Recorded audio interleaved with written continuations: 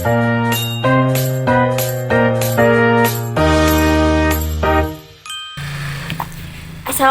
warahmatullahi wabarakatuh. Perkenalkan nama saya Anissa Alvaro dengan NIM 240111110014 dari program studi Pendidikan Agama Islam kelas PAIJ. Di sini saya akan menganalisis sebuah artikel yang berjudul Pengembangan Aplikasi BEAT atau Belajar Asyik tentang Pendidikan Agama Islam untuk meningkatkan hasil belajar pendidikan agama Islam siswa sekolah dasar. Dengan alasan saya memilih artikel ini untuk dianalisis adalah karena saya tertarik dengan apa yang diteliti dalam penelitian ini terkait metode pembelajaran supaya siswa lebih aktif dan bisa menangkap materi secara lebih optimal dengan memanfaatkan media digital, di mana saat ini pendidikan memang perlu untuk mengkolaborasikan metode pembelajaran dengan teknologi. Penelitian ini juga menawarkan inovasi dalam pembelajaran PAI yang masih jarang dikembangkan, sehingga memiliki nilai kebaruan dan penting untuk dikaji lebih lanjut.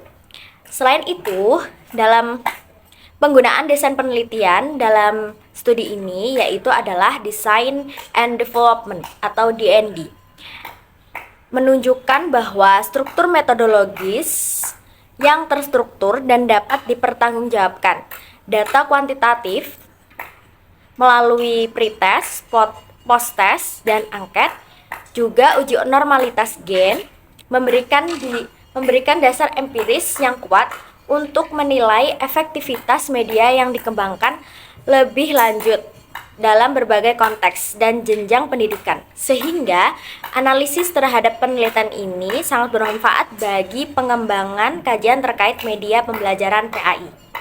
Terkait latar belakang penelitian ini, yaitu menurut penelitian ini media pembelajaran digital sangat penting dalam proses pembelajaran, terutama dalam pendidikan agama Islam di sekolah dasar.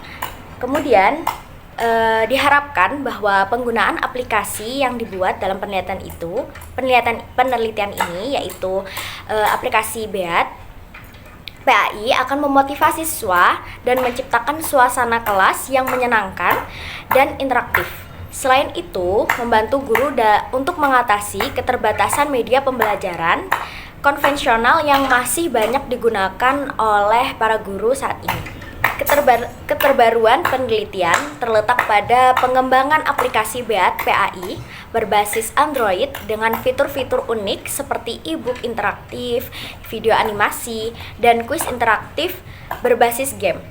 Perbedaan utama dengan penelitian sebelumnya adalah penggunaan Google Sites sebagai platform, serta fitur yang lebih inovatif seperti kuis interaktif dan animasi video yang tidak hanya berisi materi dan evaluasi biasa.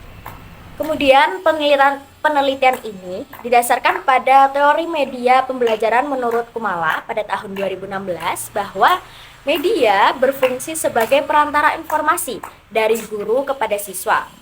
Penelitian ini juga menunjuk pada konsep media pembelajaran digital, pentingnya teknologi dalam pendidikan, dan teori hasil belajar menurut Pantas dan Surbakti pada tahun 2020 yang menyatakan bahwa hasil belajar itu mencakup sikap, tingkah laku, pengetahuan, dan keterampilan.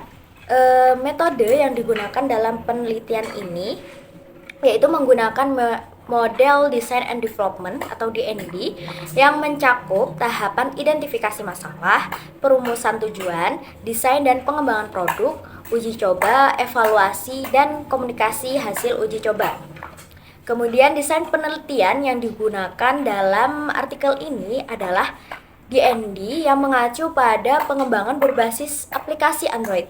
Dilanjutkan dengan uji coba terbatas untuk mengevaluasi kelayakan dan efektivitas aplikasi tersebut. Karena penelitian ini menggunakan DND, sehingga pendekatan penelitiannya berupa mixed method, namun cenderung kepada pendekatan penelitian kuantitatif. Terkait populasi dan sampel, penelitian ini menggunakan populasi seluruh siswa kelas 5 SDN Kubang dengan jumlah 30 orang. Kemudian sampel yang digunakan adalah seluruh populasi tersebut karena jumlahnya yang terbatas. Teknik pengumpulan data menggunakan angket, pretest, dan posttest. Angket digunakan untuk mengetahui kelayakan dan kepuasan siswa serta guru terhadap aplikasi, sedangkan pretest dan posttest digunakan untuk menilai perubahan hasil belajar sebelum dan sesudah menggunakan aplikasi yang dibuat dalam penelitian ini.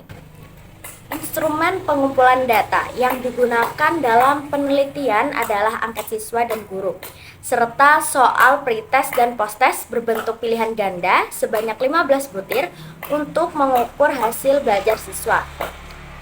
Kemudian analisis data dilakukan dengan teknik uji normalitas gain yang digunakan untuk mengetahui efektivitas aplikasi terhadap peningkatan hasil belajar siswa. Kemudian rumus yang digunakan adalah rumus Melzer and Kay. Kemudian terkait critical analysis, bahwa aplikasi PAI menunjukkan kelayakan tinggi menurut siswa dengan rata-rata 4,34 dan guru dengan aspek materi 4,8 dan aspek media 4,5. Kemudian terjadi peningkatan hasil belajar siswa dari rata-rata 53,99 ketika pretest, kemudian meningkat menjadi 73,78 ketika posttest. Meskipun masih ada siswa yang belum tuntas. Hal ini menunjukkan bahwa aplikasi ini efektif sebagai media pembelajaran. Namun perlu perbaikan agar hasil belajar lebih merata. Kemudian pelajaran yang dapat saya ambil dari penelitian ini bahwa pengembangan media pembelajaran digital berbasis aplikasi dapat meningkatkan motivasi dan hasil belajar siswa. Namun perlu memperhatikan aspek teknis seperti kualitas, animasi, interaktivitas, kuis, serta keterlibatan guru dalam implementasi.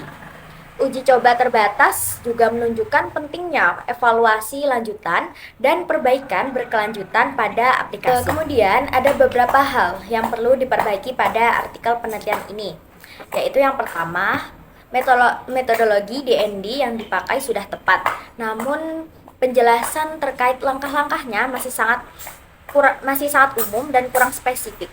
Karena tidak ada penjabaran teknis tentang bagaimana aplikasi dibuat dan diuji coba. Kemudian yang kedua, populasi dan sampel sudah jelas, namun tidak ada penjelasan tentang teknik sampling, sehingga perlu diperjelas teknik sampling apa yang digunakan dalam studi ini. Kemudian yang terakhir, penjelasan tentang proses pengembangan aplikasi BEAT PAI masih terlalu singkat dan tidak diuraikan secara sistematis seperti bagaimana tahapan desain, pengembangan, dan uji coba yang terperinci. Cukup sekian analisis artikel yang saya lakukan. Apabila ada kurang dan salahnya, mohon dimaafkan. Wabillahi taufiq wal hidayah. Wassalamualaikum warahmatullahi wabarakatuh.